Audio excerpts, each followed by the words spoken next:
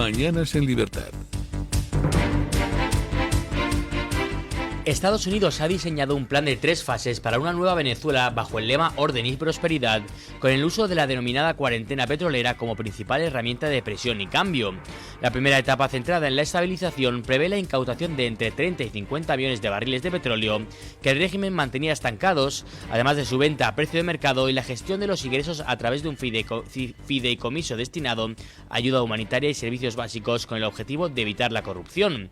La segunda fase contempla la recuperación económica y la apertura del país, garantizando el acceso en igualdad de condiciones a empresas estadounidenses y occidentales para reactivar la industria petrolera, junto a un proceso de reconciliación nacional que incluiría amnistías, liberación de presos políticos y el retorno de exiliados. La tercera y última etapa plantea una transición democrática progresiva, solapada con la recuperación económica, para sentar las bases de un cambio político definitivo bajo supervisión internacional y devolver la soberanía al pueblo venezolano. Bueno, les hemos contado desde muy poquito después de la detención de Nicolás Maduro lo que iba a pasar, cuál es la situación en Venezuela y el porqué de las decisiones que está tomando Estados Unidos. Venezuela es un país destruido por décadas de socialismo, por décadas de esa particular versión del socialismo con tintes militarotes que es el chavismo. Una especie de socialismo peronista y a la vez con cuero militar. Venezuela ha quedado destruida desde el punto de vista social, ha destruido a la clase media existente. Venezuela está destruida desde el punto de vista económico, los medios de producción no funcionan, no hay seguridad jurídica, se ha ido buena parte de la población del país, incluyendo todo el segmento más preparado, más emprendedor. Tienen ahora mismo la industria petrolera generando petróleo al 20% más o menos de su capacidad productiva. Están que se caen las instalaciones. Antes era Venezuela uno de los principales países productores, tenía una industria petrolífera de lo más avanzado. Y bueno, pues décadas de chavismo han hecho que primero se empezaran a meter en las industrias petroleras a todos los amigos chavistas, los enchufados chavistas, las amantes de los enchufados chavistas, y al final, pues en PDVSA, la petrolera pública venezolana, pues se multiplicó por no sé cuántos el número de contratados, al mismo tiempo que la producción no hacía sino caer. Y por supuesto nada de invertir en maquinaria, en mantenimiento, en renovación, con lo cual está hundida esa industria, muy posiblemente porque tenían otras cosas de las que ocuparse para sacar dinero, por ejemplo el tráfico de droga, pero no solo eso, las infraestructuras básicas están destruidas, es un proceso de cubanización. Si tú te paseas ahora por los barrios no buenos de La Habana, pues lo que te encuentras es un país que parece que acaba de ser bombardeado, y no ha sido bombardeado, es el efecto del socialismo, está todo que se cae. Y bueno, pues hay que arreglar la situación, y arreglar la situación implica muchas cosas, implica limpiar el estado de chavismo. Todo el estado está ocupado por el chavismo. Evidentemente no todos los que trabajan para la administración pública son chavistas convencidos, pero muchos de ellos sí. Y los otros, pues bueno, son gente que ha aprendido a sobrevivir bajo el chavismo. Si hay un cambio, pues se adaptarán a las nuevas circunstancias. Otros no, otros tratarán de echarse al monte, o al menos lo añorarán. Lo primero es, pues, estabilizar económicamente el país y empezar a limpiar la administración chavista. Para eso ha elegido Estados Unidos que sea el propio chavismo el que se desmonte a través de quien quiera que se preste. Parece ser que Delcy Rodríguez lo ha hecho. Luego veremos cómo ya ha empezado a obedecer las órdenes que el virrey para Venezuela, Marco Rubio, está emitiendo. Una vez estabilizada la situación, asegurado el orden, asegurado que pueden empezar a volver los exiliados, incluidos los que tenían o tienen alguna representatividad política, por ejemplo, una María Corina Machado, una vez garantizado que existe seguridad en el país, bueno, pues entonces es el momento de empezar a organizar unas elecciones libres de las que salga un gobierno venezolano que sustituya al chavismo y ponga fin a esta etapa negra de la historia de Venezuela. Marco Rubio ayer detalló las 3 fases del plan: asegurar el orden, estabilización económica, transición democrática. Y bueno, pues están empezando a cumplirse esas fases, que no necesariamente son consecutivas, van a ir progresando en paralelo.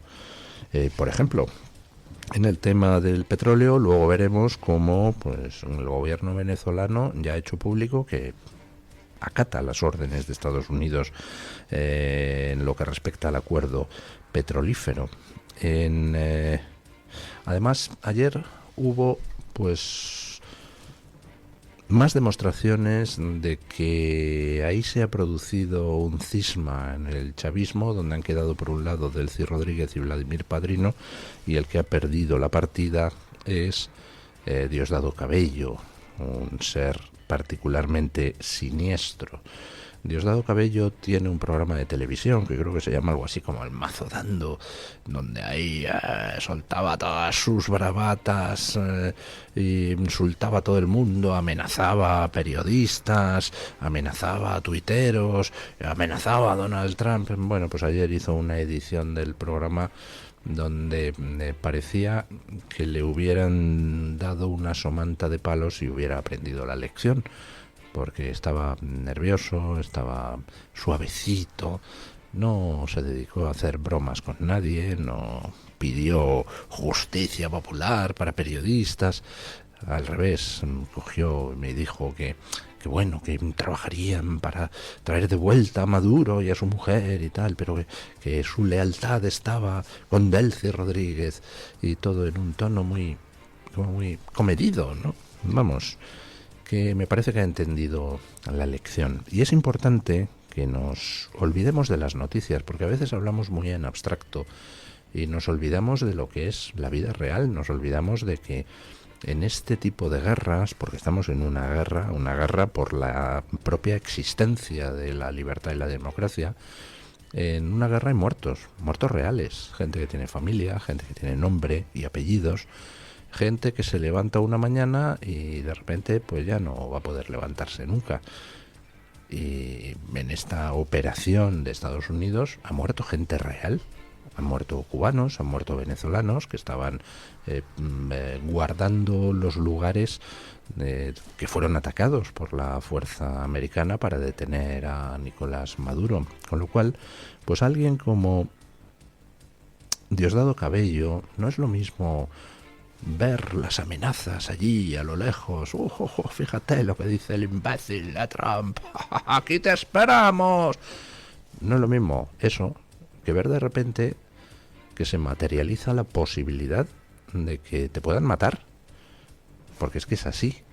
Diosdado Cabello en estos momentos, y el resto de la cúpula chavista, es consciente de que esto va en serio, que esto no es un videojuego, esto no es el Call of Duty donde haces pum pum pum pum pum y si te matan en el videojuego pues empiezas otra partida.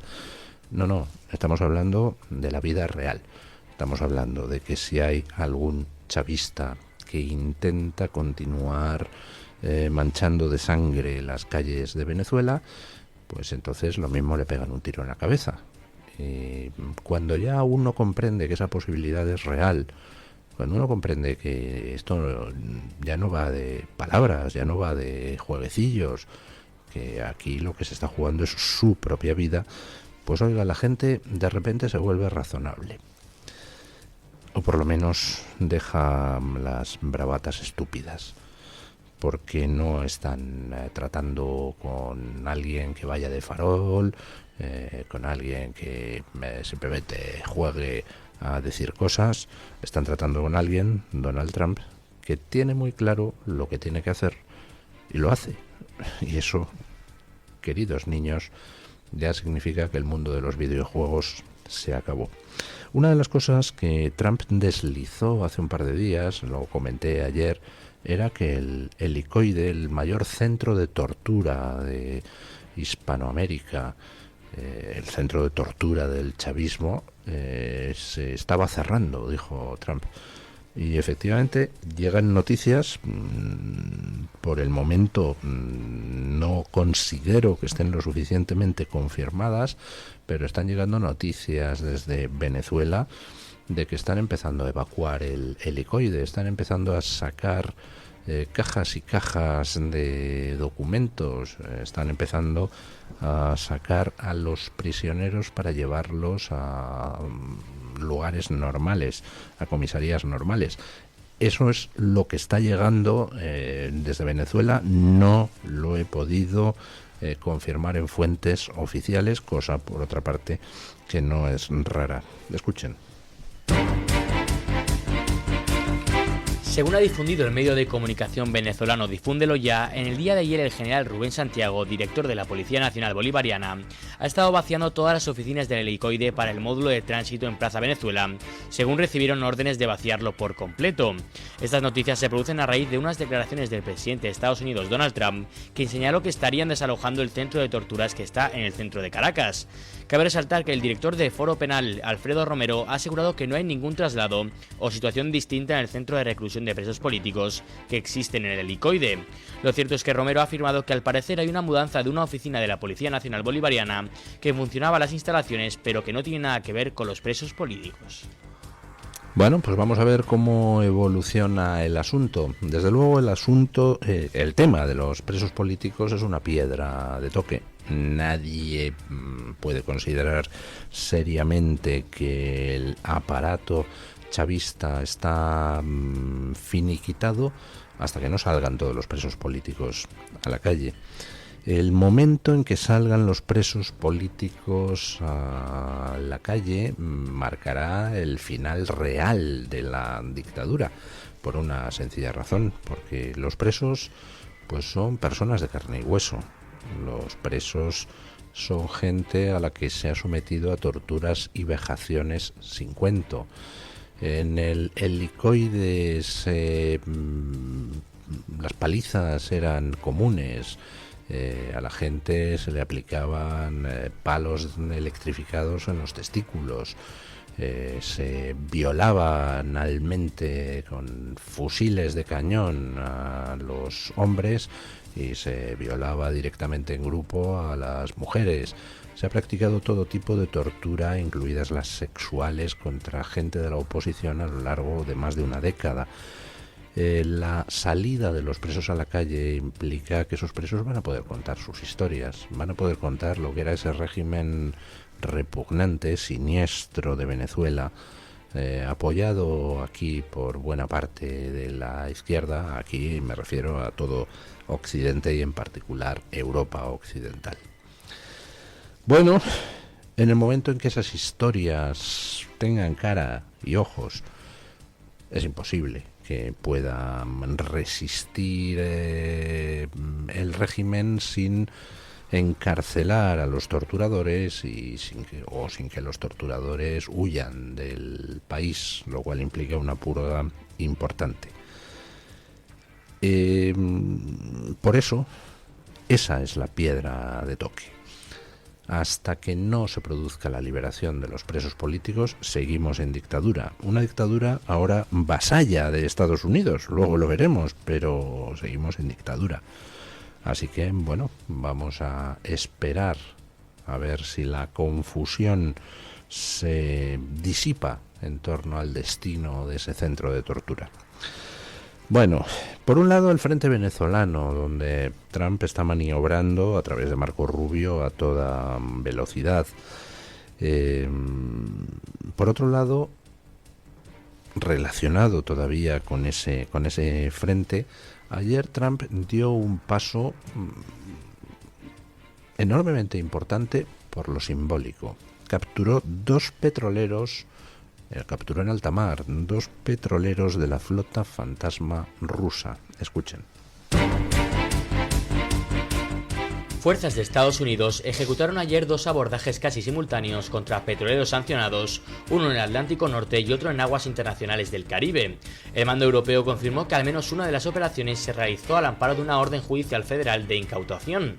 Uno de los buques intervenidos, identificado inicialmente como Bella 1 y posteriormente rebautizado como Marinera, llevaba más de 2 semanas bajo seguimiento de la Guardia Costera tras eludir un primer intento de interceptación en el Caribe cuando se dirigía a cargar crudo venezolano. Durante su huida, el petrolero cambió de identidad y llegó a enarbolar en bandera rusa para evitar la captura. La interceptación final se produjo entre Escocia e Islandia en aguas internacionales próximas a jurisdicciones europeas sin que la tripulación ofreciera resistencia. El operativo contó con un despliegue militar inusual que incluyó aviones de patrulla y otros medios desplegados desde bases en el Reino Unido. Rusia había protestado diplomáticamente por la persecución del buque y llegó a enviar una unidad naval para escoltarlo, aunque en el momento del abordaje no había buques rusos en la zona, lo que evitó un posible choque directo.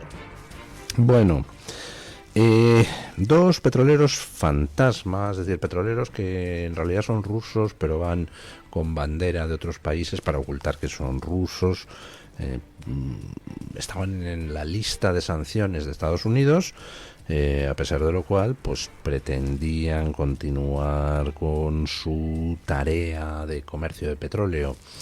Estados Unidos se dispuso al abordaje y entonces lo que hicieron estos 2 petroleros es algo curioso, que es arriar la bandera que tenían. Uno me parece que tenía bandera panameña y pintar en el casco del buque una bandera rusa, diciendo, ahora tenemos bandera rusa, no nos puedes abordar.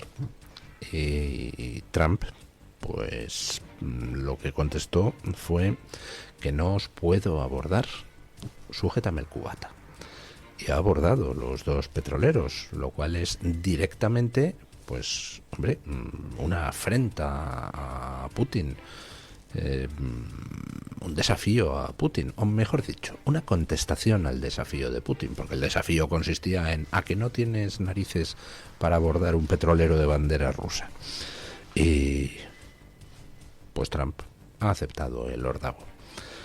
Con lo cual, pues vamos a ver cómo reacciona Putin, porque desde luego el mensaje que le manda Trump es no me toques las narices, Vladimir. Por cierto, eso estaría bien para un título de una canción de los 80, igual que aquella de Ayatollah, no me toques la pirola, pues no me toques las narices, Vladimir. No sé con qué podría rimar, pero seguro que algún creativo le encuentra alguna solución al problema de la rima. Estados Unidos ha logrado con esto algo importante, que es que la propia Rusia reconozca que está operando petroleros de manera falsa, con falsa bandera. Bueno, pues mira, además de haberse incautado los petroleros, ha conseguido que Rusia acepte como propios barcos de esa flota fantasma que tanta gente lleva denunciando desde hace tiempo.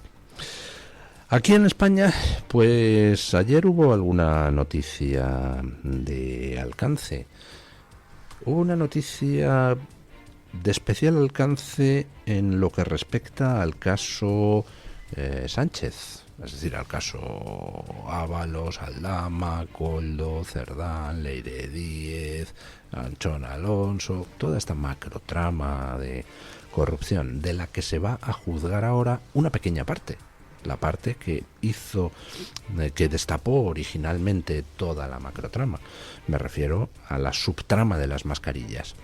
Van a ir a juicio, pues Koldo, Aldama y Ábalos por esa subtrama exclusivamente, que como estamos viendo después, pues es casi el chocolate del loro. En realidad no, son muchos millones de euros, pero vamos, que es la parte menor, porque lo que hay detrás con las operaciones inmobiliarias, concesiones de obra pública, estafa de hidrocarburos, es inmenso. O sea, es que han robado lo que no está en los escritos. Bueno, ahora se va a juzgar esa parte de las mascarillas y ahí Ábalos ayer, pues ya lo comentamos, parece que ha empezado a ponerse enormemente nervioso y a lanzar mensajes desesperados. Lo hizo con una filtración de conversaciones de WhatsApp con Pedro Sánchez que indican que, vamos, que por supuesto que Pedro Sánchez consideraba un amigo a Ábalos hasta fecha tan tardía como enero de 2024, donde ya había saltado casi todo, no estaba todo transformado en imputaciones, porque Ábalos era aforado y eso requería un procedimiento un poco más dilatado.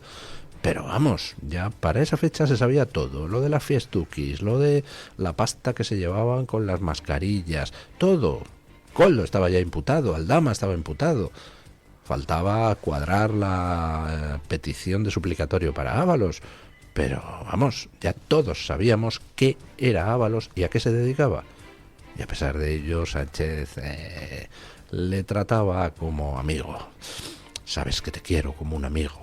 Ay, qué bonito es el amor. Bueno, Ábalos por un lado ayer filtrando conversaciones que hasta el momento no habíamos conocido. Y eso supongo que como aviso, ojo Pedro, que tengo otras muchas, posiblemente más interesantes. Pero es que además ayer Ábalos pues presentó un escrito llamando a declarar como testigos a su juicio a Marlaska, a Francina Armengol y a Ángel Víctor Torres. Vamos, no puede estar diciendo más claramente Ábalos que no se piensa comer el marrón él solo. Escuchen. El exministro de Transportes, José Luis Ábalos, ha presentado ante el Tribunal Supremo su escrito de defensa en la causa por la compra de mascarillas durante la pandemia. El documento está firmado por el exfiscal de la Audiencia Nacional, Carlos Bautista, del despacho Chabeneix, abogados penalistas. En el escrito al que ha tenido acceso El Mundo, Ábalos defiende su inocencia, pide su absolución y solicita que declaren como testigos los ministros Fernando Grande Marlaska y Ángel Víctor Torres, así como la presidenta del Congreso, Francina Armengol. Ábalos quiere que Grande Marlaska sea interrogado sobre la adquisición de mascarillas por el Ministerio del Interior y que Torres y Armengol respondan por las compras de material sanitario en Canarias y Baleares. Poco después, el despacho Chabaneix comunicó al Supremo la renuncia de Carlos Bautista a la defensa del exministro. También abandona el procedimiento el procurador Samuel Martínez de Lecea. Bueno. Dos noticias judiciales relacionadas. Bueno, ayer hubo varias relacionadas con Ábalos. El Supremo rechazó que le juzgue un juzgado popular. El juez no autorizó que compareciera presencialmente en la comisión del Senado que investiga todas estas cosas, porque dice el juez que se ha cursado con demasiada premura la solicitud y no ha podido preguntarle a las partes qué opinan. Además, pues la defensa de Ábalos ha renunciado a representar a Ábalos en vista de los impagos, porque parece ser que no les hace llegar los dineros que les adeuda a los abogados. Y Ábalos, por su parte, o su defensa, no lo sé, supongo que antes de renunciar, ha presentado un escrito llamando a declarar como testigos a Marlaska, Armengol y Torres. ¿Por qué Marlaska, Armengol y Torres? Pues, hombre, porque el asunto de las mascarillas se extendió a muy diversos organismos públicos. Sí, el Ministerio de Transportes de Ábalos compró mascarillas. Y compraron mascarillas pues dos organismos dependientes de él, como son Adif y Puertos del Estado. Pero es que también compró mascarillas el Ministerio del Interior, mascarillas de la trama corrupta. Y es que también compraron mascarillas dos comunidades autónomas del PSOE, Francina Armengol y Ángel Víctor Torres. Supongo que Ábalos, al llamar a estos otros protagonistas de las compras, pues lo que quiere es evidenciar algo muy sencillo. ¿Cómo voy yo a darle órdenes a Marlaska, Armengol y Torres? Yo era ministro de Transporte. ¿Quién hay por encima de los cuatro? Del ministro de Transporte, del ministro del Interior y de los que entonces eran presidentes de dos comunidades autónomas socialistas. Pues hombre, el que está por encima se llama Pedro y se apellida Sánchez. Así que no me parece mal tirada esta petición de comparecencia. De hecho, pues, hombre, me extraña que no se haya... Bueno, no me extraña, qué tontería, es que los tres son aforados. Entonces no se les puede ahí investigar a saco. Debe de estar, digo yo, al caer algún informe interesante sobre alguno de los tres. Pero vamos, que los tres, pues por muy aforados que sean, tendrán que ir como testigos al juicio reclamados por la defensa de Ábalos. Bueno, vamos con don Williams Perdomo para que nos cuente qué trae hoy Voz Media en portada. Muy buenos días, amigos de Mañanas en Libertad. En Voz seguimos informando sobre las noticias más importantes de Estados Unidos y el mundo. En esta oportunidad encontrarán que las autoridades informaron de que investigan un tiroteo relacionado con un operativo del Servicio de Control de Inmigración y Aduanas en Minneapolis. Hoy, oficiales del ICE en Minneapolis estaban llevando a cabo operaciones específicas cuando alborotadores comenzaron a bloquear a los agentes y una de estas alborotadoras violentas utilizó su vehículo como arma, intentando atropellar a nuestros agentes del orden con la intención de matarlos. Un acto de terrorismo doméstico. Así lo detalló el Departamento de Seguridad Nacional. Además, informó que la presunta agresora falleció. Se espera que los agentes del ICE heridos se recuperen por completo. Entre tanto, la administración del presidente Donald Trump congeló el acceso a más de $10,000 millones en ayudas federales destinadas a programas de cuidado infantil y asistencia familiar en 5 estados gobernados por demócratas. Esto tras detectar serias preocupaciones por fraude y uso indebido de fondos públicos, principalmente en Minnesota. La medida, confirmada por el Departamento de Salud y Servicios Humanos, afecta a Minnesota, Nueva York, Illinois, California y Colorado y se mantendrá vigente mientras se desarrolle una revisión federal exhaustiva sobre la gestión de estos recursos. Y finalmente contarles que el gobernador de Florida, el republicano Ron DeSantis, anunció que convocará una sesión legislativa especial para la redistribución de distritos. Hoy anuncié que convocaré a una sesión especial de la legislatura centrada en la redistribución de distritos para asegurar que los mapas del Congreso de Florida reflejen con precisión la población de nuestro estado. Así lo informó el gobernador en su cuenta de X.